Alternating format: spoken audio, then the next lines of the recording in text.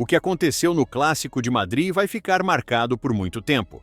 O Atlético simplesmente atropelou o Real Madrid e aplicou uma goleada por 5-2, resultado que não apenas surpreendeu pelo placar elástico, mas também pela forma como o jogo se desenrolou.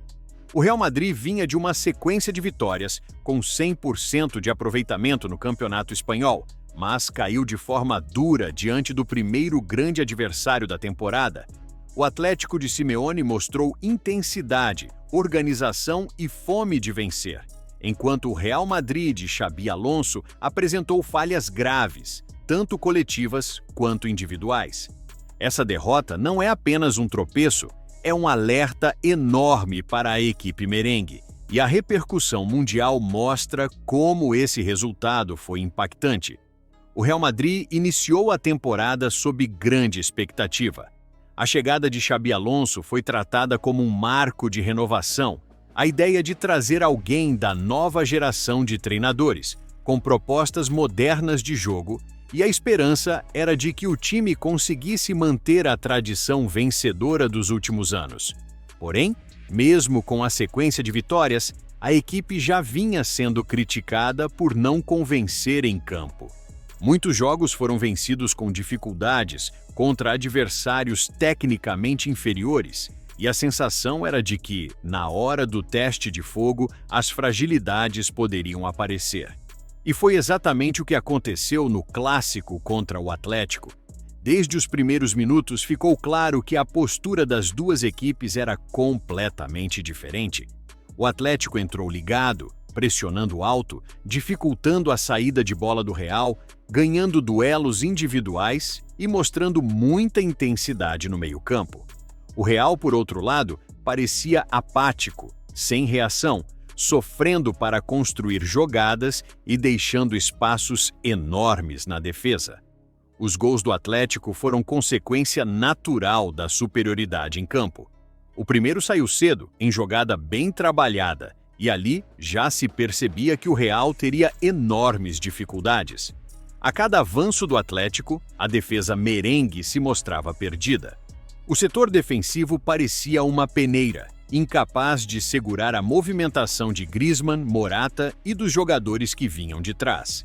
O meio-campo do Real não conseguia segurar a bola, não ditava o ritmo, e a pressão alta do Atlético fazia efeito a cada lance.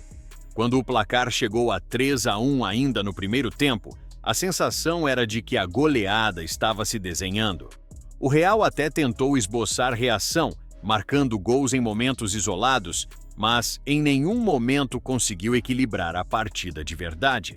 O Atlético, seguro e confiante, aproveitou os contra-ataques, matou o jogo no segundo tempo e construiu o 5-2 de forma categórica. O resultado em si é pesado, mas o que mais chamou a atenção foi a forma como a derrota aconteceu. Não foi uma noite em que o Real Madrid lutou até o fim e perdeu nos detalhes. Foi uma atuação sem intensidade, sem organização e sem a competitividade que sempre caracterizou o clube em jogos grandes. Isso explica por que a repercussão foi tão grande e por que a palavra vexame foi usada tantas vezes. Torcedores não aceitam uma postura apática em um clássico dessa magnitude. Ser derrotado pode acontecer, mas ser atropelado sem resistência é algo inaceitável. A repercussão nos jornais espanhóis e internacionais foi imediata. O Marca trouxe na manchete a expressão "Atlético humilha e expõe fraquezas do Real", destacando que não se tratava apenas de uma derrota, mas de um aviso claro de que o time de Xabi Alonso tem sérios problemas para resolver. O diário AES escreveu que o líder falso caiu, sugerindo que o Real Madrid vinha enganando com resultados sem desempenho e que a realidade apareceu no primeiro teste de verdade. Já o L'Équipe da França falou em um Real Madrid desmontado em um clássico de outro mundo, apontando que a intensidade do Atlético escancarou as fragilidades defensivas merengues. Ou seja, não foi apenas dentro da Espanha que o vexame ganhou destaque, mas em toda a Europa. Essa derrota também traz consequências práticas para a temporada. O Real perdeu a invencibilidade, deixou escapar a chance de se consolidar ainda mais na liderança e agora vê o campeonato mais aberto. Além disso, internamente, aumenta a pressão sobre Xabi Alonso. A diretoria, que já observava com desconfiança o desempenho abaixo da expectativa, passa a avaliar com mais rigor os próximos jogos. A torcida, exigente e acostumada a vitórias, cobra mudanças imediatas. E os jogadores dentro do vestiário certamente sentiram o impacto. Quando uma equipe perde de forma tão clara em um clássico, o peso psicológico é inevitável. Falando em jogadores, alguns pontos individuais merecem destaque. Vinícius Júnior foi um dos poucos que ainda tentou se impor, marcou um gol, buscou dribles e tentativas de reação. Porém, não teve apoio suficiente. Mas talvez a repercussão mais simbólica tenha vindo de uma figura que conhece como poucos o que é o Real Madrid, Zinedine Zidane.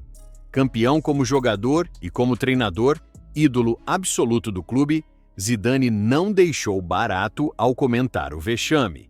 Em entrevista, ele foi claro e contundente.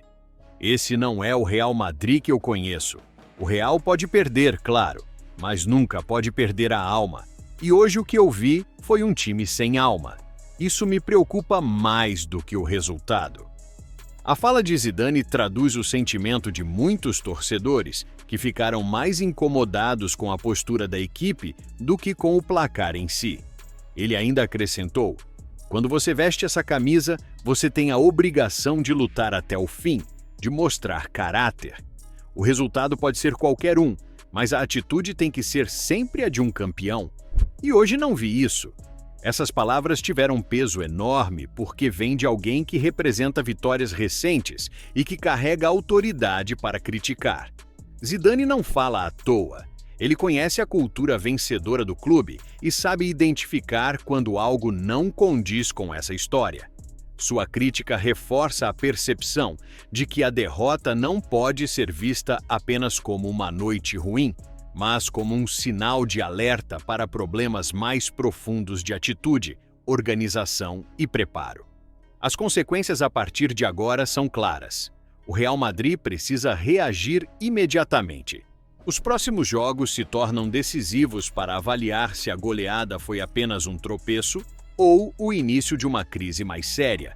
O time terá de mostrar evolução defensiva, mais intensidade e, principalmente, postura competitiva condizente com a camisa que veste. Para Xabi Alonso, o desafio é enorme.